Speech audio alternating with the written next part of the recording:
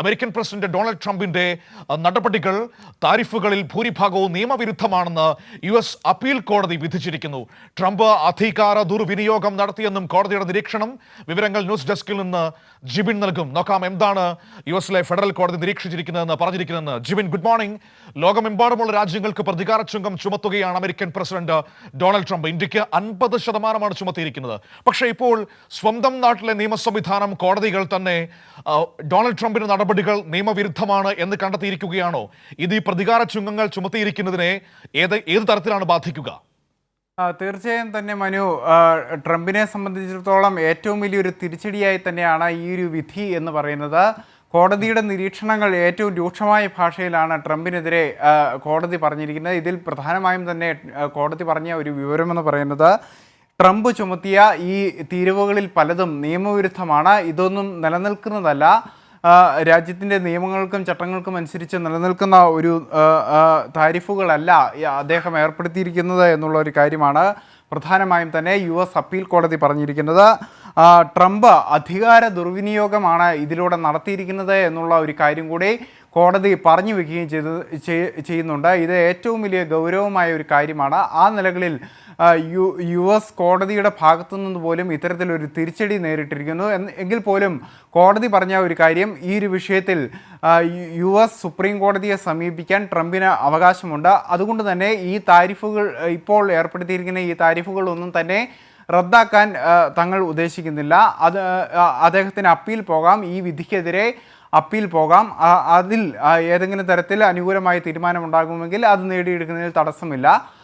എന്നാൽ അങ്ങനെയാണെങ്കിൽ ഇവിടെ നമ്മൾ മനസ്സിലാക്കേണ്ട ഒരു കാര്യം, കോടതിയുടെ വിധി ഇങ്ങനെ വന്നെങ്കിൽ പോലും വിവിധ ലോകരാജ്യങ്ങൾക്ക് മേൽ ട്രംപ് ഏർപ്പെടുത്തിയിരുന്ന താരിഫുകൾ അതേപടി തന്നെ തുടരും, അല്ലേ? ഇപ്പോൾ നിലവിൽ ഏർപ്പെടുത്തിയിരിക്കുന്ന ഈ തീരുവകൾ അതേപടി തന്നെ തുടരാം എന്നുള്ളൊരു കാര്യമാണ് കോടതി അറിയിച്ചിരിക്കുന്നത്. അതിൽ ഇപ്പോൾ തങ്ങൾ ഏതെങ്കിലും തരത്തിലൊരു നടപടിയിലേക്ക് കടക്കുന്നില്ല. എന്നാൽ ഇതുമായി ബന്ധപ്പെട്ടുകൊണ്ട് ട്രംപ് ഭരണകൂടത്തിന് സുപ്രീം കോടതിയിൽ പോകാനുള്ള ഒരു അനുമതിയാണ് ഇപ്പോൾ കോടതി നൽകിയിരിക്കുന്നത്. ഇതോടൊപ്പമുള്ള ഈ ഒരു വിധിയുടെ ഒപ്പമുള്ള നിലകളിലാണ് ഇത്തരത്തിലുള്ള ഒരു നിരീക്ഷണം കോടതിയുടെ ഭാഗത്തു നിന്നും ഉണ്ടായിരിക്കുന്നത്. ഇത്തരത്തിൽ ട്രംപ് ഭരണകൂടം നടത്തിയിരിക്കുന്നത് ഒരു നിയമവിരുദ്ധമായ നടപടിയാണ്, ഇത്തരത്തിൽ ഒരു അധികാര ദുർവിനിയോഗമാണ് നടത്തിയിരിക്കുന്നത് എന്നുള്ള രൂക്ഷമായ പ്രതികരണങ്ങൾ ഇപ്പോൾ അപ്പീൽ കോടതിയുടെ ഭാഗത്തു നിന്നും ഉണ്ടായിരിക്കുന്നു എന്നുള്ളതാണ് ഏറ്റവും പ്രധാനമായും തന്നെ എടുത്തു പറയേണ്ടത്. ഈ നിരീക്ഷണങ്ങളൊക്കെ തന്നെ ഇനി സുപ്രീം കോടതിയിൽ വരുമ്പോൾ ഏത് നിലയിലായിരിക്കും, ഏതെങ്കിലും തരത്തിൽ സുപ്രീം കോടതിയെ ട്രംപ് ഭരണകൂടം സമീപിക്കുമെങ്കിൽ അത് ഏത് തരത്തിലായിരിക്കും അതിനെ ബാധിക്കുക എന്നുള്ളൊരു കാര്യമാണ് ഇനി ലോകരാജ്യങ്ങൾ ഉറ്റുനോക്കുന്നത്. ഏതായാലും ലോകരാജ്യങ്ങളെ സംബന്ധിച്ചിടത്തോളം ഏറ്റവും പ്രതീക്ഷ നൽകുന്നതാണ് ഈ കോടതിയുടെ ഈ നിരീക്ഷണങ്ങൾ എന്ന് തന്നെ നമുക്ക് എടുത്തു പറയേണ്ടുന്ന ഒരു കാര്യമാണ്. എങ്കിൽ തന്നെയും ഈ ട്രംപ് ഭരണകൂടം ഇപ്പോൾ ഇതിനെ തള്ളി രംഗത്ത് വന്നിരിക്കുന്നു എന്നുള്ളൊരു കാര്യവും ഇപ്പോൾ പുറത്തു വന്നിട്ടുണ്ട്. ട്രംപ് തന്നെ ശരി, അത് വ്യക്തമാണ് ജിബിൻ, അത് അങ്ങനെ നിൽക്കുന്നു. പക്ഷേ ഇനി നമ്മൾ മുൻപിലേക്ക് വരുന്ന ഏറ്റവും പ്രധാനപ്പെട്ട കാര്യം എന്താണ്? നാളെ പ്രധാനമന്ത്രി നരേന്ദ്രമോദി ചൈനീസ് പ്രസിഡന്റ് ഷീ ജിൻപിങ്ങുമായി കൂടിക്കാഴ്ച നടത്താൻ പോകുന്നു എന്നതാണ് ഏറ്റവും പ്രധാനപ്പെട്ട വിഷയം. നോക്കൂ, നമ്മുടെ രാജ്യത്തെ അമേരിക്കയുടെ തൊഴുത്തിൽ കൊണ്ട് കെട്ടിയിരിക്കുകയായിരുന്നു. ഇപ്പോഴാണ് പാഠം പഠിക്കുന്നത്. മൈ ഫ്രണ്ട് എന്ന് എപ്പോഴും പറയാറുണ്ടല്ലോ ഡൊണാൾഡ് ട്രംപിനെ കുറിച്ച്. ട്രംപ് 8ന്റെ പണി കൊടുത്തപ്പോഴാണ് നമ്മുടെ പ്രധാനമന്ത്രിക്ക് തിരിഞ്ഞത് ഇത്രയും നാൾ ചെയ്തതൊക്കെ അബദ്ധങ്ങളായിരുന്നുവെന്ന്. ചൈനയെ പിണക്കിയത് ബുദ്ധിയായിരുന്നില്ല എന്ന് മനസ്സിലാക്കുന്നു. റഷ്യയിൽ നിന്ന് അകന്നത് ബുദ്ധിയായിരുന്നില്ല എന്ന് മനസ്സിലാക്കുന്നു. ആ തിരിച്ചറിവിന്റെ ബലമാണോ നാളത്തെ കൂടിക്കാഴ്ചയിൽ കാണാൻ കഴിയുന്നത്? അതിന്റെ മുന്നോടിയായിട്ട് പ്രധാനമന്ത്രി പറഞ്ഞിരിക്കുന്നത് എന്താണ്? ദീർഘവീക്ഷണത്തോടെ ചൈനയുമായിട്ടുള്ള സൗഹൃദം മുന്നോട്ട് കൊണ്ടുപോകുമെന്നാണോ?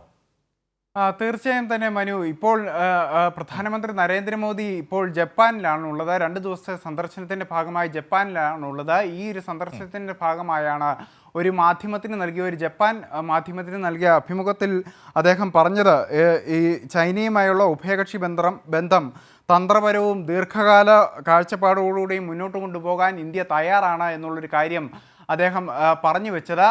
അപ്പോൾ തന്നെ അതിൽ തന്നെ സമ്മർദ്ദത്തിന് വഴങ്ങി നമ്മുടെ രാജ്യത്തെ തന്നെ സമ്മർദ്ദത്തിന് വഴങ്ങിക്കൊണ്ടാണ് ഇപ്പോൾ മോദിയുടെ ഭാഗത്തുനിന്നും ഇത്തരമൊരു നടപടി ഉണ്ടായിരിക്കുന്നത് എന്നുള്ളതാണ് ഏറ്റവും പ്രധാനമായും തന്നെ എടുത്തു പറയേണ്ടുന്ന ഒരു കാര്യം.